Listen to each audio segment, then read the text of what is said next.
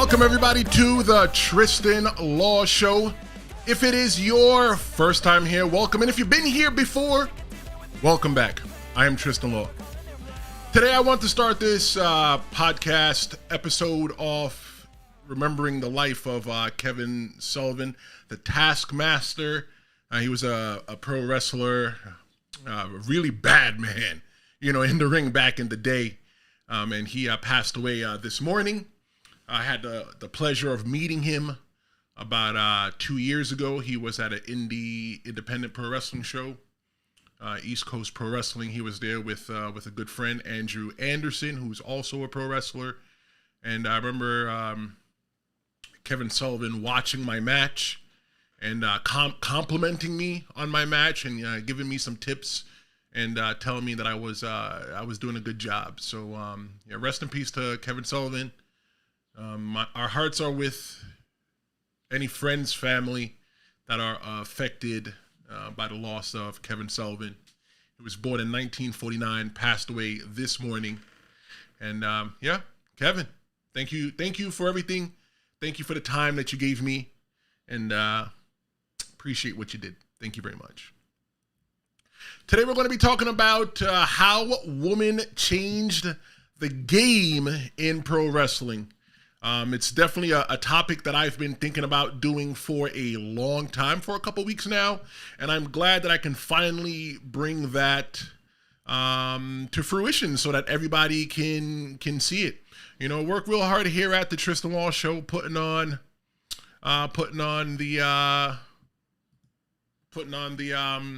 podcast and brainstorming and getting things done just to get this done. A lot of people say that podcasting, the way that I do it, doesn't work. Because, live streaming is, once you do it, you throw it away. But you guys have not thrown me away. You guys have been subscribing to my YouTube channel.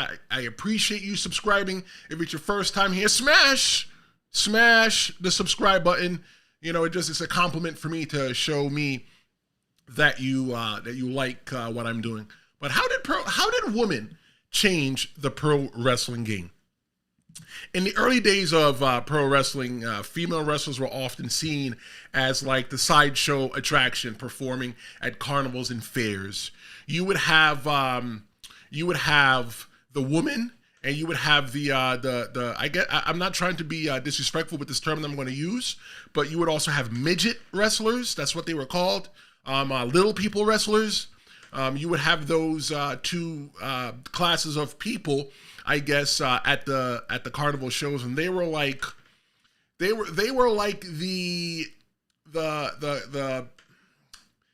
additional entertainment, right? That was when you would take a break and you would go and get your popcorn or stretch your feet or different things like that.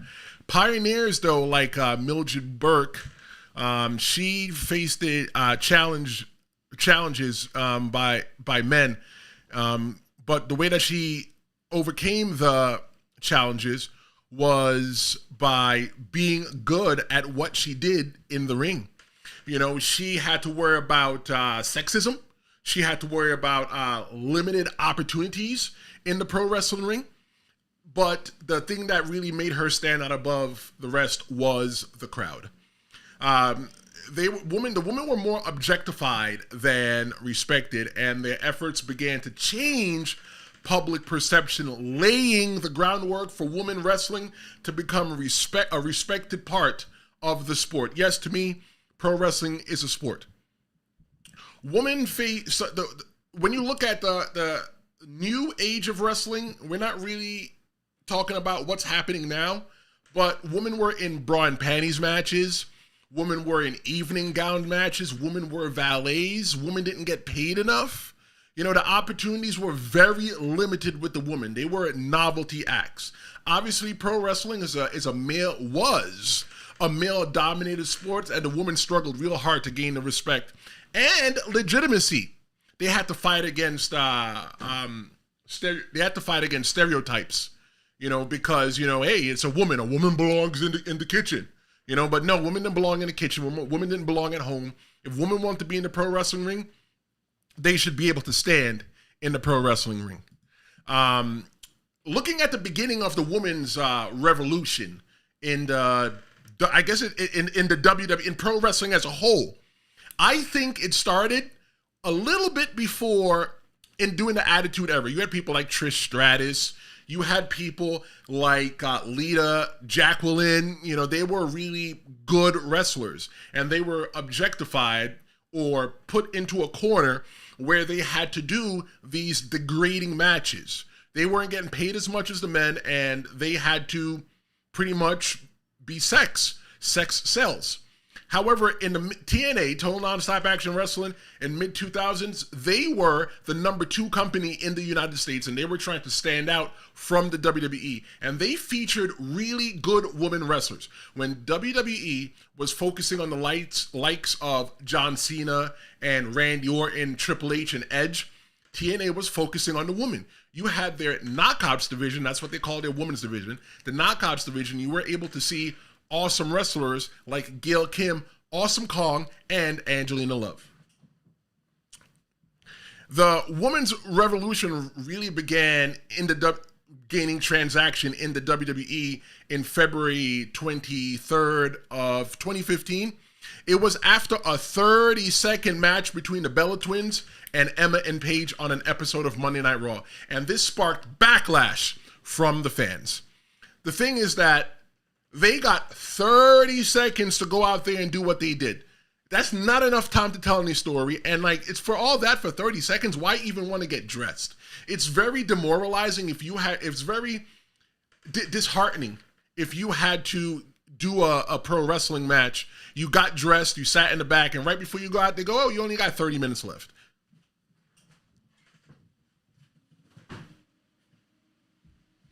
Okay, I'm back. There was a little sound that was killing me. So then the hashtag Give Divas a Chance sparked on Twitter, and it trended for nearly 2 days. It highlighted pro wrestling fans with their dissatisfaction with how WWE treated the women's division. And what that did was it forced the WWE to put the women in the spotlight to where they deserve. So some of the things that were started to change in the WWE, and the reason why I'm going to talk a lot about the WWE is because the WWE, whether you want to believe it or not, they are the trend setters for pro wrestling. So if they are doing something and it's working, everybody else is going to follow suit. So in case you didn't know, WWE has a, I guess it's the minor leagues for them, right? That's where you go to become really good until you get called up to the main roster. And it's called NXT. NXT started featuring young women wrestlers such as Sasha Banks, who's now known as Mercedes Moné. You had Charlotte Flair, the second generation pro wrestler, daughter of Ric Flair. You had Becky Lynch, who is now an awesome author. I read her book, it was awesome. And you also had Bayley. Those 4 ladies helped to usher in NXT and women's pro wrestling and putting it in the forefront of where it belonged. Some of those landmark matches that you would have involving those women would be NXT TakeOver Brooklyn 2015. That took place our SummerSlam weekend. You had Sasha and Bayley for the NXT Women's Championship. It was an 18-minute match. 18 minutes. They've came a long way from doing 30 seconds to an 18-minute match. One of the other landmark matches that they had was October 7th, 2015. Bayley and Sasha Banks, Mercedes Moné, they competed in the first ever WWE Iron Man match, and it featured the two best of the best when it came to women at the time, and that was at NXT TakeOver. Respect. Another landmark match or moment for the women in pro wrestling is WrestleMania 32. April 3rd, 2016, you had Charlotte Flair versus Sasha Banks versus Becky Lynch to crown the inaugural women's champion. At that time, female wrestlers were called divas. And the belt that they wrestled for was a butterfly belt called the Divas Championship. They stopped calling the female wrestlers divas and started calling them superstars to align them with the men. And they got rid of that, ladies belt and the butterfly belt, the girly belt, and gave them a belt that was on par with the men. The the WWE Royal. When I went to my first WWE event, it was Extreme Rules 2007 in Jacksonville, Florida. I remember when the ladies came out, and the reason why I thought of that is because looking at all the cool things that the ladies started doing in the ring. When the ladies were in the ring, that was a time when there was nobody sitting in the arena. Everybody left to go get popcorn. And as a pro wrestler, it sucks when nobody's really watching your match. You're literally there to perform. You're there to perform your art, your craft, and everybody decided, we're going to go get popcorn. And rightfully so, because those matches weren't long enough. And I think at that time, the matches were structured as a break within the show. But the ladies started definitely becoming much better wrestlers, and they started becoming more than tits and ass. And I love that. Some of the cultural impact with the WWE Women's Revolution is women started going to pro wrestling schools. That's awesome that women started going to pro wrestling schools. I remember around that time when I was in, I was in ECPW and I was training a little bit like that. It was awesome because there are women that are sitting at home wanting to do this, wanting to get in the ring, wanting to be held to the same exact standard caliber of the men. But they don't want to because what they're seeing on TV is their female counterparts being treated like eye candy, like tits and ass. And that's not what they wanted to do. So then now once you see your inspiration on TV, you say, hey, you know what? If those girls are getting a shot, I want a shot too. Believe me when I tell you there are women right now in pro wrestling that are in there because of what happened in the beginning of the women's revolution with Sasha Banks, Bayley, Charlotte, and Becky Lynch. The trickle-down effect is definitely to the indies. I remember at one time that when women came around pro wrestling, it was very, very, very rare that you would see a woman that's actually good in the ring. And they were sometimes, propositioned by the promoters or by the wrestling school teachers. I don't know any of this firsthand, but this is stories that I've heard from women that have been in the pro wrestling business, but they were not treated appropriately. There were some women actually who came into pro wrestling just to get men. Okay, I'm not saying that's wrong. Whatever you do is what you do.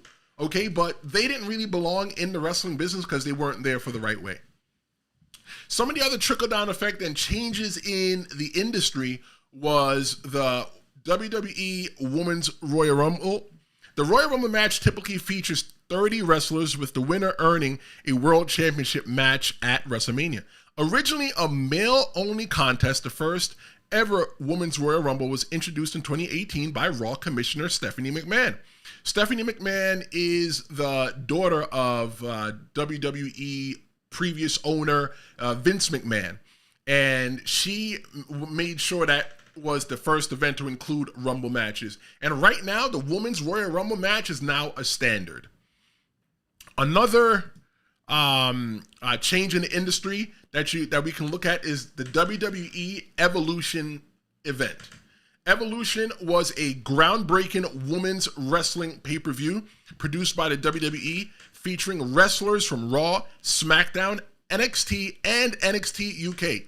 It was held on October 28th, 2018 at the Nassau Veterans Coliseum in Long Island. And it was the first and only WWE pay-per-view event exclusively consisting of women's matches. So looking at the future of pro wrestling, some people, after the Evolution event, one of the things that they really wanted is an all-woman show. Honestly, I disagree that women should have an all-woman show. Let me tell you why. I'm looking at this from a thing of segregation, okay? Obviously, segregation is something that I am not a fan of. If you can't figure out why, make sure you're looking at the camera. And I feel that if the women want to be, or rightfully, they should be in the same exact conversation of the men, they should have their own show. if you take the woman and put them on their own separate show, I really feel that it's kind of a small step backwards, but a half step, forward as well too. But I'm not a fan of that. However, there is already an all-women's promotion. WOW, Wow, Women's of Wrestling. It's not really too popular, but if you can find it, it's worth the watch. You have people like Lacey Evans on there, and she's doing her thing. The future of pro wrestling also sees women running pro wrestling schools. The last woman that I can think of running a pro wrestling school and training people was the fabulous Moolah. No, was it Mae Young? Might have been Mae Young. Yes, Mae Young. The fabulous Moolah. She was running wrestling schools and teaching women how to become wrestlers.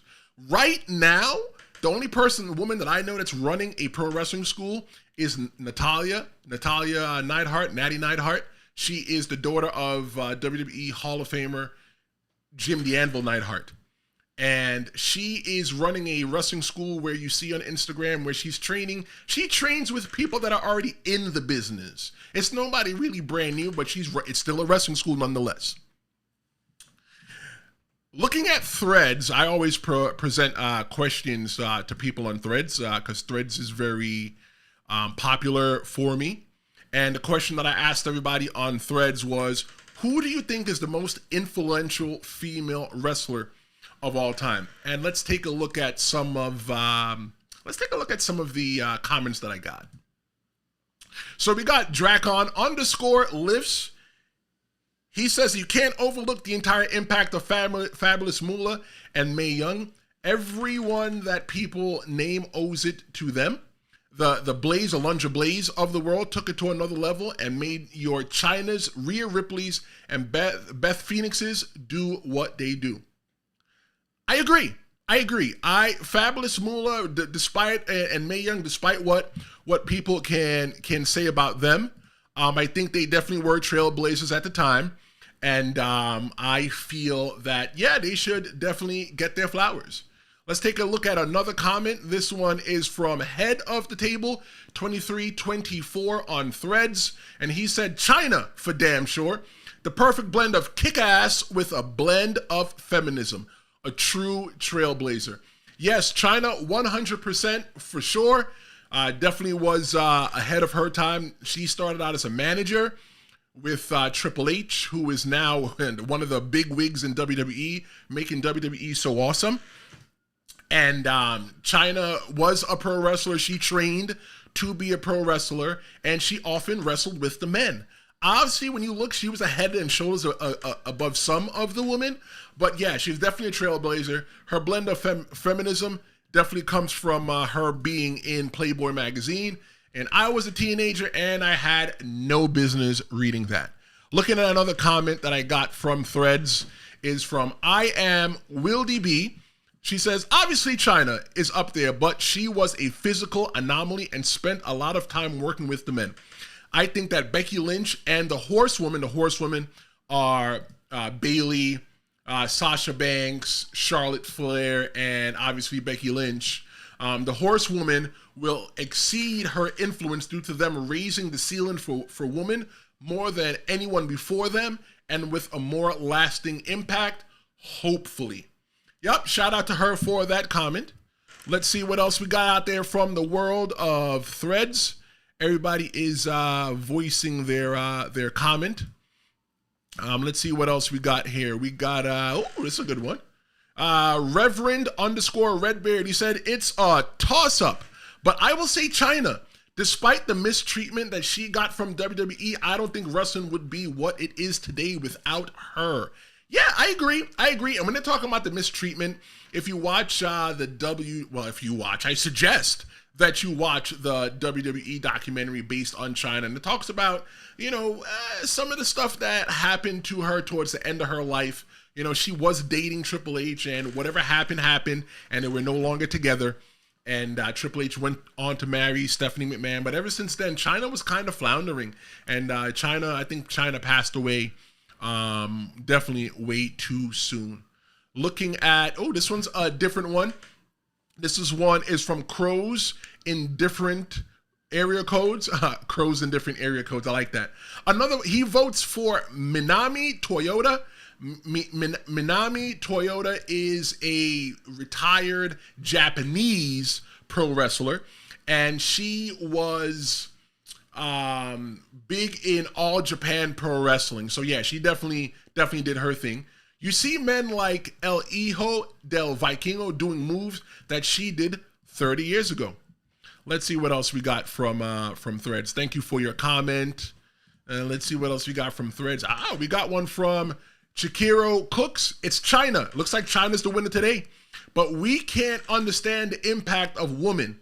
We can't understate the impact of women like Sensational Sherry, Luna Vachon, Alundra Blaze, Trish Stratus, and Lita. Yes, 100%. Yes, we talked about China so much, but you also had Luna Vachon. Luna Vachon was she was the only woman in the WWF Raw game from 1993. She came out there with her head shaved and had a tattoo on the side of her head. Alundra Blaze was known for going to WCW with the Women's Championship from the WWF and throwing it in the trash on Monday Night Raw. She was known as Medusa. Trish Stratus and Lita went on to main event one of the first main events on Monday Night Raw. They main evented Monday Night Raw as women, and I think that's fantastic. Looking at another comment from Threads, we got Blue Suede Shoes checking in. He says, that depends when I'm asking who do you think is the most influential female wrestler of all time. China would be the obvious answer for being most influential in general, but he has to give it to Trish Stratus and Lita because they were both still part of the Divas era. They were the ones who started making people take women wrestlers in the WWE a little more seriously. Lita's high-flying move, Trish Stratus's rivalry with Mickie James, and that brought out her best wrestling. They both showed that you can be sexy and still kick ass. Look, girls, ain't nothing wrong being sexy and kicking ass too. The last comment comes in from, he called her Charlie. For her, it's China also. She was in middle school at the time, and when China was coming up, it was super cool for her to see a strong female wrestler that the male wrestlers took seriously. Thank you very much, everybody, for commenting on Threads on the topic. You can always follow me at Threads at The Real Big Tris. I support that. I ask that you do. We have a real fun time there talking about wrestling.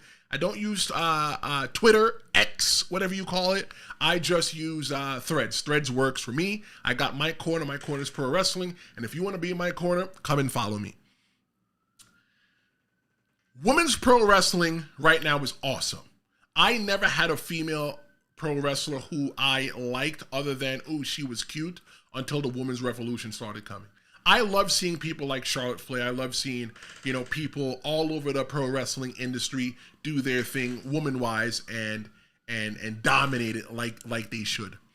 But keep the discussion coming. If you're watching this, drop it in the comments. Let me know who you think is the most influential female wrestler of all time. If there's a topic that you want me to talk about, put it in the comments. Why not put it in the comments and let me know how you feel about everything that's going on. But this is the Tristen Law Show. I am Tristen Law. Don't forget to subscribe here on YouTube. It's the biggest compliment that you can give me. I definitely appreciate that. I'll be back on Tuesday at noon Eastern time with another episode of the Tristen Law Show. I'm Tristen Law. Thanks so much for hanging out, and I'll see you next time. Enjoy your weekend.